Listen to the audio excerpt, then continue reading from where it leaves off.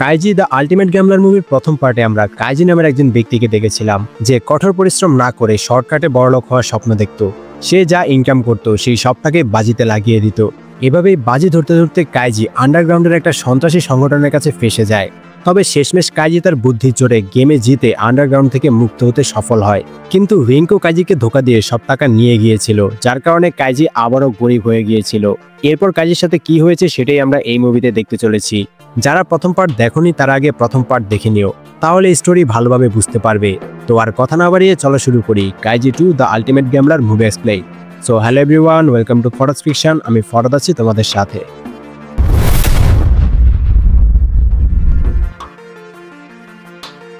মুভির প্রথমে আমরা আগের মুভিতে দেখানো সেই আন্ডারগ্রাউন্ড সংগঠনের মেম্বারদেরকে দেখতে পাই। এই আন্ডারগ্রাউন্ড সংগঠনটির নাম হচ্ছে তেয়াই গ্রুপ। গ্রুপের চেয়ারম্যান একজন নতুন মেম্বার সেয়াও ইসিজোকে লামারে ও ডায়াবল নামক একটা ক্যাসিনোর ম্যানেজারের পদে উত্তীর্ণ করে। আমরা জানতে পারি ইসিজো ব্রেভম্যান রোডের ব্রিজ পার করতে পেরেছে, যার কারণে তাকে মুক্তি দিয়ে এই গ্রুপের সাথে যুক্ত করে নেওয়া হয়েছে। সেখানে আমরা কুরোসাকি নামের একজন নতুন বসকে দেখতে পাই, যাকে এখন তেনেগাওয়া জায়গায় উত্তীর্ণ করা হয়েছে। ইসিজো তখন তাকে যোগ্য মনে করার জন্য চেয়ারম্যানকে ধন্যবাদ জানায়। চেয়ারম্যান বলে সে একা এই খেলায় জিতেনি, তার আগে কাইজি নামের একজনও এই খেলায় জিতেছিল।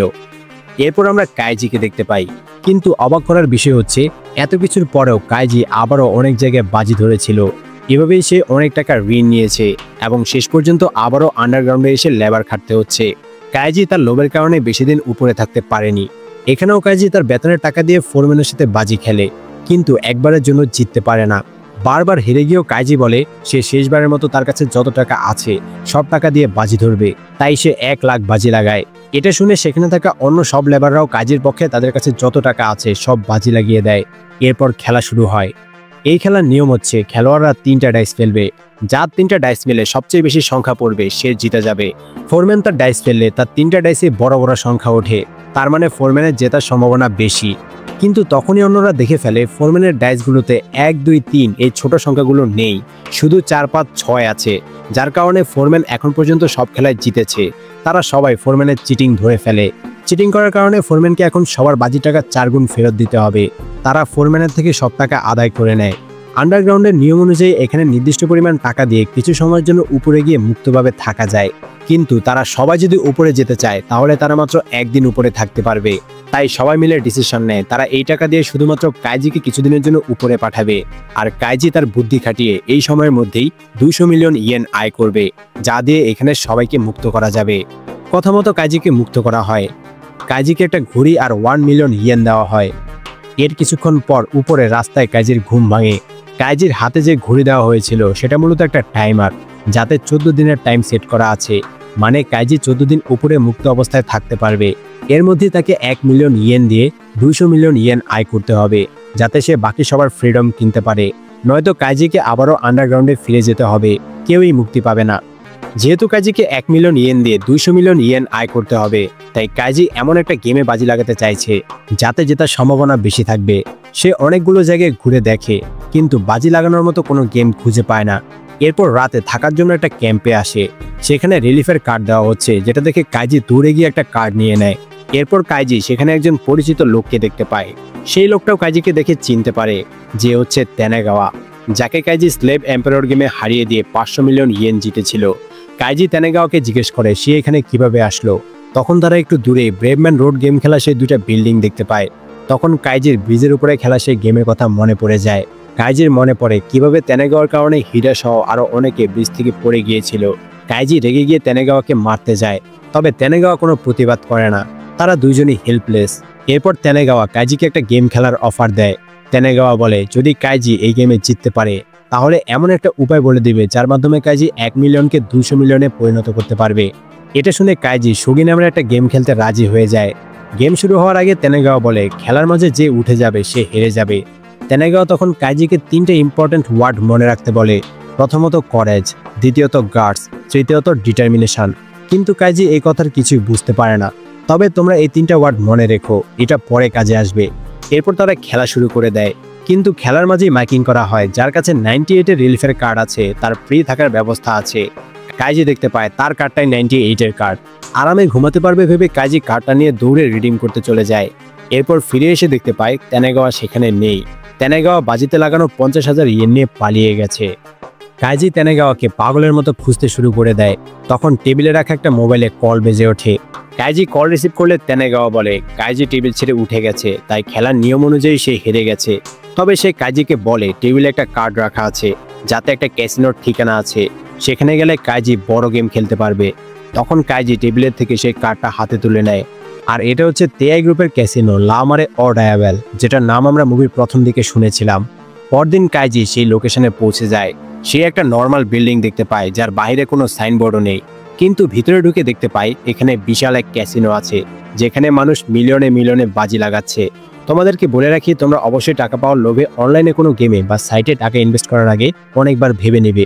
ব্র্যান্ড প্রমোশনের জন্য আমাদেরকে অনেক কথাই বলতে হয়, তবে তোমরা তোমাদের বুদ্ধি খাটিয়ে কাজ করবে। সো কাইজির অবস্থা তো তোমরা দেখতেই পারছো। যাই হোক, কাইজি যখন ঘুরে ঘুরে গেমগুলো দেখছিল, তখন কোতারো সাকাজাকি নামের এক ব্যক্তি এসে কাইজিকে বলে সে এখানে সব গেমের ব্যাপারে জানে। এখানে এমন একটা গেম আছে যাতে জিততে পারলে 1 বিলিয়ন ইয়েন পর্যন্ত জেতা যাবে। এটা শুনে কাইজি অনেক এক্সাইটেড হয়ে যায়। কোতারো কাইজিকে সেই গেমের কাছে নিয়ে যায়, যেটা জিতলে বাজি টাকার 1000 গুণ পাওয়া যাবে। গেমের রুলস হচ্ছে টাকা দিয়ে আগে কিছু বল কিনতে হবে, যত বেশি বল কিনবে জেতার সম্ভাবনা তত বেশি। এরপর বলগুলো প্যারেকের একটা খাঁজের মধ্যে দিয়ে নিচের দিকে যাবে। এখানেই বেশিরভাগ বল আউট হয়ে যায়। অল্প কিছু বল পরের লেভেলে যায়, সেখানে আবার 3টা লেভেল আছে। একটা বল যদি এই 3 লেভেলের লাল গর্তের মধ্যে দিয়ে পার হতে পারে, তাহলে খেলোয়াড় গেমে জিতে যাবে। উইনার এই গেমে যারা আগে হেরে গেছে তাদের সবগুলো বলের মালিক হয়ে যাবে, যেগুলোর টোটাল দাম প্রায় 1 বিলিয়ন ইয়েন।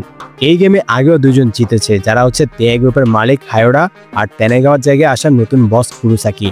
তখন তারা সেখানে একজনকে এই জ্যাকপট গেম খেলতে দেখে। সেই খেলোয়াড় খুব কাছাকাছি এসে 3rd লেভেলে হেরে যায়, কিন্তু খেলতে খেলতে সে এতটাই আসক্ত হয়ে গেছে যে সে তেআই গ্রুপের লোন কার্ড ব্যবহার করে টাকা ঋণ নিয়ে ফেলে। তেআই গ্রুপের কার্ড ব্যবহার করে 10 মিলিয়ন ইয়েন ঋণ নেওয়া যাবে। তবে গেমে জিতে এই ঋণ শোধ করতে না পারলে আন্ডারগ্রাউন্ডে লেবার খাটানোর জন্য ধরে নিয়ে যাওয়া হয়। তো এরপর সেই খেলোয়াড় ঋণের সে 10 মিলিয়ন বাজিতে লাগিয়ে দেয়। তবে এবারও সে 3rd লেভেলে হেরে যায়। তখন গার্ডরা এসে তাকে আন্ডারগ্রাউন্ডে ধরে নিয়ে যায়। সেখানে আমরা একটা মেয়ে হিরোমিকে এই ক্যাসিনোতে ওয়েটারের কাজ করতে দেখি, যে হচ্ছে প্রথম মুভিতে দেখানো সেই হিডার মেয়ে। ক্যাসিনো থেকে বের হয়ে কাইজি কোতারোকে বলে এই গেমে এত সহজে জেতা যাবে না। প্রতিবার 3rd লেভেলে বল 5 বার ঘুরে হেরে যাওয়া করতে ঢুকে যায়, তার মানে মেশিনে কোনো ট্রিক্স করা আছে যাতে কেউই এই খেলায় জিততে না পারে। কোতারো বলে কিন্তু এই খেলায় এর আগেও 2 জন জিতেছে। কাইজি বলে যারা জিতেছে তারা তেআই কোম্পানির চেয়ারম্যান আর একজন এক্সিকিউটিভ। অন্যদেরকে ধোকা দেওয়ার জন্য তারা এই ট্রিক্স খাটাচ্ছে। অন্য কেউ এই খেলায় জিততে পারবে না, কিন্তু মেশিনের ট্রিক্সটা যদি তারা ধরে ফেলতে পারে তাহলে তারা এই গেমে জিততে পারবে। এটা শুনে কোতারো কাইজিকে জড়িয়ে ধরে বলে একমাত্র কাইজিই পারবে এই গেমে জিততে। সে কাইজিকে তার সাথে যেতে বলে। কাইজি কোতারোর সাথে গিয়ে দেখতে পায় কোতারো গেমে সে জ্যাকপট মেশিনের মতো হুবহু একটা মেশিন বানিয়েছে, যাতে এই মেশিন কিভাবে কাজ করে সেটা খুঁজে বের করা যায়। কোতারো বলে এই গেমে জেতার জন্য সে অনেকদিন ধরে প্ল্যানিং করছে। টাকার জন্য তার স্ত্রী আর মেয়ে তাকে ছেড়ে চলে গেছে। সে যদি 1 বিলিয়ন ইয়েন জিততে পারে তাহলে তারা ফিরে আসবে, তাই সে এই গেমে জিততে চায়।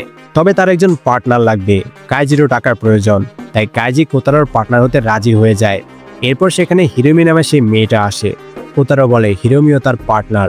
হিরোমিকে দেখে কাইজি চিনে ফেলে এই মেয়েটা হিডার মেয়ে, কারণ প্রথম পার্টের শেষে কাইজি হিডাকে দেওয়া প্রমিস রক্ষা করার জন্য হিরোমিকে খুঁজে বের করে কিছু ইয়েন দিয়েছিল।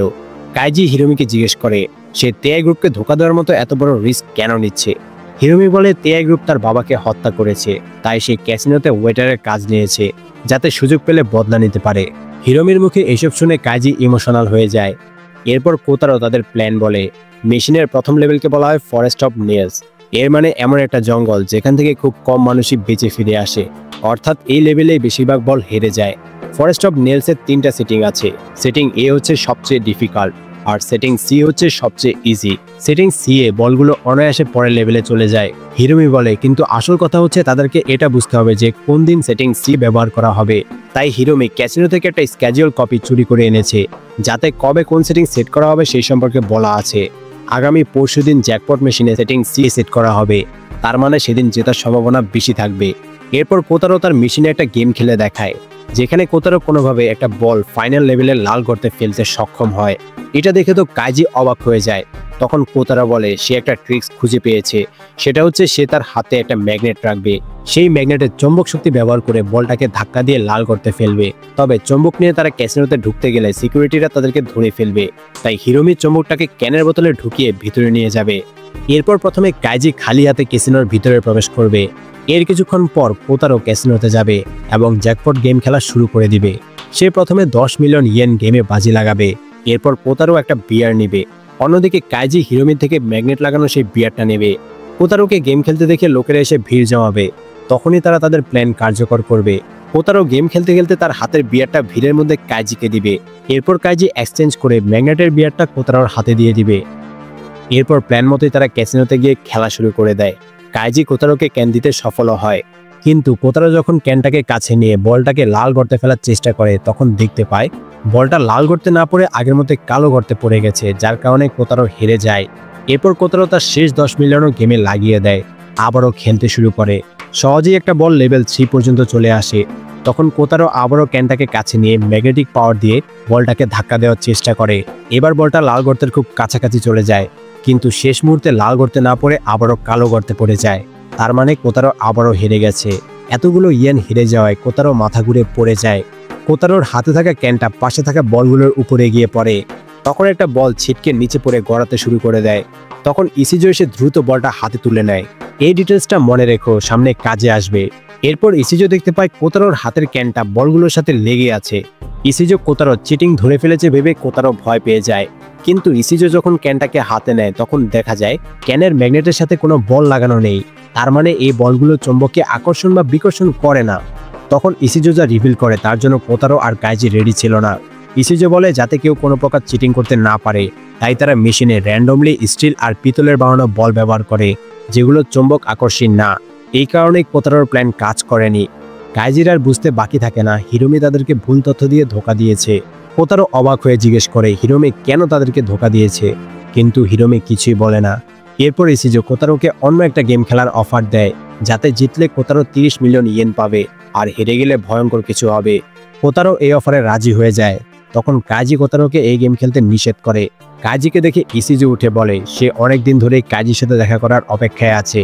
ইসিজো বলে হিরোমি টাকার জন্য কোতারোকে ধোকা দিয়েছে, কারণ হিরোমির বাবা অনেক টাকার ঋণ নিয়েছিল যা হিরোমিকে পরিশোধ করতে হবে। তবে কাইজি একটা কথা হিরোমি থেকে লুকিয়েছে। তখন কাইজি হিরোমিকে বলে হিরোমির বাবা হিডা আর সে ব্রেভম্যান রোডে একসাথে ছিল, সে হিডাকে বাঁচাতে পারেনি, যার কারণে সে অনেক দুঃখিত। তবে এবার সে তার প্রমিস মতো আন্ডারগ্রাউন্ডে থাকা তার বন্ধুদেরকে বাঁচাবে। তখন ইসিজি বলে কাইজি ব্রেভম্যান রোডে অন্যদেরকে ধাক্কা দিয়ে ফেলে নিজের জীবন বাঁচিয়েছিল।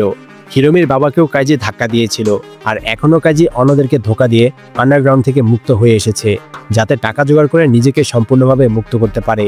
কাইজি শুধুই তার নিজের কথা ভেবেছে।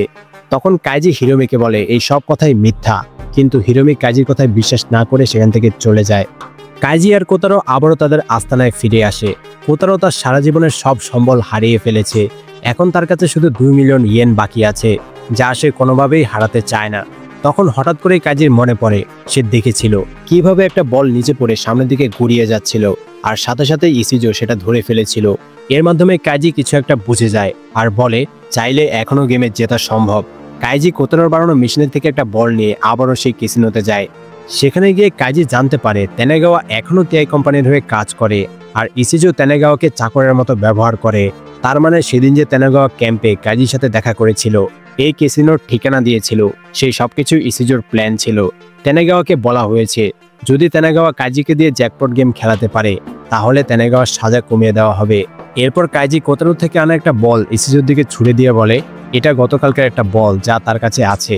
যেহেতু একটা বলের দাম 4000 ইয়েন, তাই কাইজিকে 4000 ইয়েন দেওয়া হয়। ইসিজো বলে জ্যাকপট গেম সে নিজে কন্ট্রোল করে, তাই কেউই এই গেম জিততে পারবে না, এমনকি কাইজিও পারবে না। কাইজি চ্যালেঞ্জ জানিয়ে বলে শুধু দেখতে থাকো। এরপর কাইজি ক্যাসিনো থেকে বের হয়ে যায়। কাইজি মূলত কিছু একটা চেক করার জন্য ক্যাসিনোতে ফিরে গিয়েছিল।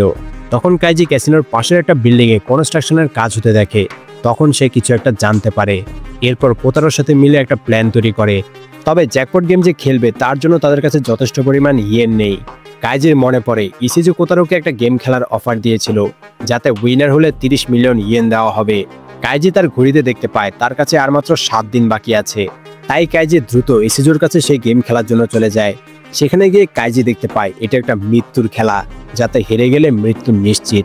ইসিজো বলে এই খেলায় 3টা কেস থাকবে, আর একটাতে থাকবে রাজকুমারী, আর বাকি 2টাতে ভয়ঙ্কর ক্ষুধার্ত সিংহ। মাঝখানে থাকবে খেলোয়াড়। 3টা কেজের জন্য 3টা নাম্বার থাকবে। খেলোয়াড় যদি রাজকুমারীর কেজের নাম্বার সঠিকভাবে গেস করতে পারে তাহলে সে 30 মিলিয়ন ইয়েন জিতে যাবে, আর ভুল করে অন্য কোনো কেজ খুলে ফেললে সিংহের হাতে মারা যাবে। এরপর সেই লোকটাকে গেম খেলতে নিয়ে আসা হয়, যে জ্যাকপট গেমে 10 মিলিয়ন ইয়েন উইন নিয়েও হেরে গিয়েছিল। ব্রেভম্যান রোডের মতো এই গেম এনজয় করার জন্য অনেকজন ভিআইপি কাস্টমার এসেছে। মজার ব্যাপার হলো লোকটার সামনে কেজে যে রাজকুমারীকে রাখা হয়েছে সে লোকটারই প্রেমিকা, আর কেজের ভিতরে থেকে রাজকুমারী কেজের নাম্বার দেখতে পারবে। যদি রাজকুমারী সঠিক নাম্বার বলে তাহলে লোকটা জিতবে, আর যদি রাজকুমারী ভুল নাম্বার বলে তাহলে লোকটা হেরে যাবে। লোকটা তার প্রেমিকাকে বলে সে এই গেমে জিতে তার সকল ঋণ পরিশোধ করে দিবে। এরপর তারা বিয়ে করে একসাথে জীবন কাটাবে। রাজকুমারী মানে লোকটার প্রেমিকা বলে যতক্ষণ পর্যন্ত তারা একসাথে আছে তার ধন সম্পদের প্রয়োজন নেই। এরপর কেসগুলোতে নাম্বার দেওয়া হয়। লোকটা তার প্রেমিকার থেকে কেজের নাম্বার জানতে চায়। রাজকুমারী তার কেজের নাম্বারটা দেখে আর হাসি মুখে বলে তার কেজের নাম্বার হচ্ছে 1। সাথে সাথে লোকটা 1 নাম্বার প্রেস করে দেয়, কিন্তু লোকটাকে অবাক করে দিয়ে রাজকুমারীর কেজের দরজা না খুলে সিংহবন্দি থাকা একটা কেজের দরজা খুলে যায়। তার মানে লোকটার প্রেমিকা লোকটাকে ধোকা দিয়েছে। সিংহ বের হয়ে লোকটাকে আক্রমণ করে দেয়, অতঃপর লোকটা মারা যায়। এমন ভয়ঙ্কর মৃত্যুর খেলা দেখে কাস্টমাররা উল্লাসে মেতে ওঠে। মূলত এখানে লোকটার প্রেমিকা 3 মিলিয়ন ইয়েনের জন্য লোকটাকে ধোকা দিয়েছে। এরপর আসে কাইজির পালা। কোতারো কাইজিকে বারবার বলে এটা মৃত্যুর খেলা, এটা কোনো সুস্থ মস্তিষ্কের মানুষ খেলতে পারে না। কোতারো কাইজিকে আটকানোর অনেক চেষ্টা করে, কিন্তু কাইজি কোতারোর কথা না শুনে খেলতে চলে যায়, আর কাইজির সামনে রাজকুমারী হিসেবে হিরোমিকে রাখা হয়। এরপর একজন মাস্ক পরা লোক এসে হিরোমিকে উস্কানি দিয়ে বলে কাইজি হিরোমির বাবাকে হত্যা করেছে। এখন কি হিরোমি কাইজিকে বাঁচাবে নাকি তার বাবার হত্যার প্রতিশোধ নেবে? এরপর খেলা শুরু হয়ে যায়। 3টা কেজে আবারও আলাদা আলাদা নাম্বার দেওয়া হয়। কাইজি হিরোমিকে সঠিক নাম্বারটা বলতে বলে। তখন সাইড থেকে মাস্ক পরা লোকটা কাইজিকে ডাক দেয়। তখন আমরা দেখতে পাই এটা হচ্ছে রক পেপার সিজার গেমের সেই ফুনাই নামের খেলোয়াড়, যাকে কাইজি হারিয়ে দিয়েছিল। ফুনাই বলে সে কাইজির পক্ষে আছে, 2 হচ্ছে সঠিক নাম্বার। কাইজি বলে সে ফুনাইকে বিশ্বাস করে না, আগেও ফুনাই তাকে ধোকা দিয়েছে। ফুনাই বলে সে আন্ডারগ্রাউন্ডে কাজ করতে করতে হাঁপিয়ে গেছে, সে নিজেও তেয়াই গ্রুপকে অনেক ঘৃণা করে, তাই সে কাইজিকে জিতাতে চায়। 2 হলো সঠিক নাম্বার। এদিকে হিরোমি কাইজিকে ডেকে বলে তার কেজের নাম্বার হচ্ছে 3।